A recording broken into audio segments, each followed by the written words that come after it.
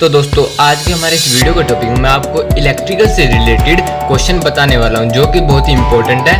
तो चलिए स्टार्ट करते हैं।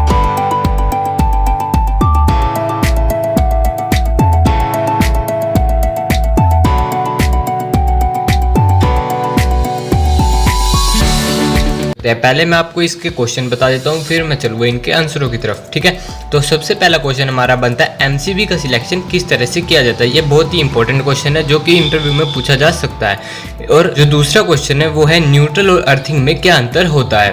और जो तीसरा क्वेश्चन है ये बहुत ही इंपॉर्टेंट है और ये पूछा गया है एसी या डीसी कौन सी मोटर में ज़्यादा आरपीएम होते हैं, मतलब जो एसी और डीसी में से कौन सी मोटर के आरपीएम सबसे ज़्यादा होते हैं। इलेक्ट्रिसिटी कितने प्रकार की होती है, ये हमारा फोर्थ क्वेश्चन है। अगर आपका आंसर इसका एसी और डीसी से है तो आप बिल्कुल गलत है। जो पांचवा क्वेश्चन है वो भी बहुत ही इंपॉर्टेंट है, वायर और केबल में क्या अंतर होता है। तो चलिए अब स्टार्ट करते हैं इनके आंसर्स। तो सबसे पहले बढ़ते हैं एमसीबी का सिलेक्शन कैसे करते हैं। तो जो हमारे पहले क्वेश्चन का आंसर होगा वो कुछ इस तरह से होगा। सबसे पहले तो हमें उसके पोल चेक करने हैं, यानी कि मेरा पोल से मतलब है अगर वहाँ पर सिंगल फेज की सप्लाई है तो हमें न्यूट्रल और फेज यानी दो पोल की एमसीबी की आवश्यकता होगी। अगर वहाँ हम पर 4 पोल की एमसीबी लगा देंगे यानी कि 3 फेज और एक न्यूट्रल की, तो वहाँ पर उसका कोई फायदा नहीं होगा। तो सबसे पहले हमें उसको पोल चेक करने हैं और इसके बाद सभी उपकरणों जहाँ पर मतलब उपकरण जो लोड लगे हुए हैं उनकी हमें रेटिंग पता होनी चाहिए, या तो करंट का मतलब एम्पियर। ठीक, इसके बाद जो भी संख्या मतलब उनको कैलकुलेट कर जो संख्या आती है उससे 25% बड़ी साइज की एमसीबी हमें लेनी होती है। ठीक है, तो ये चीज़ आपको पता होनी चाहिए। और हम 25% यहाँ पर क्यों ले रहे हैं, क्योंकि ये इलेक्ट्रिकल का रूल होता है, up to higher rating equipment हमें वहाँ पर लगाने होते हैं प्रोटेक्शन के लिए। तो दोस्तों जो हमारा नेक्स्ट क्वेश्चन है वो भी बहुत ही इंपॉर्टेंट है, न्यूट्रल और अर्थिंग में अंतर क्या होता है। तो ये मैं आपको बता देता हूँ। न्यूट्रल पॉइंट हमें ट्रांसफार्मर के द्वारा मिलता है। न्यूट्रल पॉइंट का उपयोग इलेक्ट्रिक सर्किट को पूरा करने के लिए किया जाता है। ये मैं आपको बताता हूँ कि इलेक्ट्रिक सर्किट को पूरा करने के लिए न्यूट्रल पॉइंट किस तरह से यूज़ किया जाता है। मान लीजिए हमारे यहाँ पर एक लैंप है, तो हम यहाँ पर एक इसको यहाँ पे फेज देते हैं, यहाँ पे फेज गया, फेज को इस तरह से दिया हमने। ठीक है, तो इस फेज को बाहर निकलने के लिए भी रास्ता चाहिए होता है, तो इसके लिए हम एक न्यूट्रल पॉइंट का यूज़ करते हैं जिससे ये रास्ते को बाहर निकाल देता है। तो न्यूट्रल पॉइंट हमारा आउटगोइंग करंट को बाहर निकालता है। तो इससे आपको क्लियर हो गया होगा कि ये हमारे सर्किट को किस तरह से पूरा करता है। न्यूट्रल के बिना हमारा सर्किट पूरा नहीं हो सकता। तो अगला हमारा है अर्थिंग में क्या अंतर होता है। न्यूट्रल के बारे में आपको पता लग गया।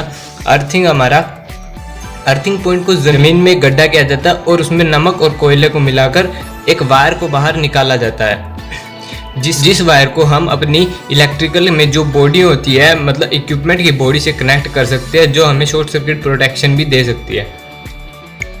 तो दोस्तों जो हमारा थर्ड क्वेश्चन है वो है एसी या डीसी में से कौन सी मोटर के आरपीएम सबसे ज़्यादा होते हैं। तो इसका आंसर अब अगर आपको एक लाइन में इंटरव्यूअर को बताना होगा तो आपको ये बोलना है डीसी मोटर के आरपीएम एसी से ज़्यादा होते हैं। वो भी मैं आपको भी बताता हूँ वो क्यों होता है। अगर एसी मोटर के आरपीएम 3000 से ज़्यादा नहीं होता है, मतलब जो एसी मोटर आते हैं उसके 3000 से ज़्यादा आरपीएम नहीं होता है। आपको एक चीज़ और पता होनी चाहिए कि आरपीएम की फुल फॉर्म क्या होती है, मतलब आरपीएम का मतलब क्या होता है, रोटेशन पर मिनट इसकी फुल फॉर्म होती है, यानी वो मोटर 1 मिनट में कितनी बार घूम रही है वो हमारी रोटेशन पर मिनट होती है। ठीक है, अगर आपको एक चीज़ और जाननी हो कि जो हमारा सीलिंग फैन होता है तो उसके आरपीएम कितने होते हैं, आपसे ये क्वेश्चन भी पूछा जा सकता है, जो हमारा सीलिंग फैन होता है उसके आरपीएम कितने होते हैं, तो ये चीज़ आपको पता होनी चाहिए। तो सीलिंग फैन के आरपीएम आपको अगर इंटरव्यूअर को बताना हो तो एक लाइन में जो हमारे पुराने जो पंखे आते थे उनके आरपीएम 350 आरपीएम होते थे, यानी 350 आरपीएम होते थे। ये हमारे ओल्ड फैन यानी पुराने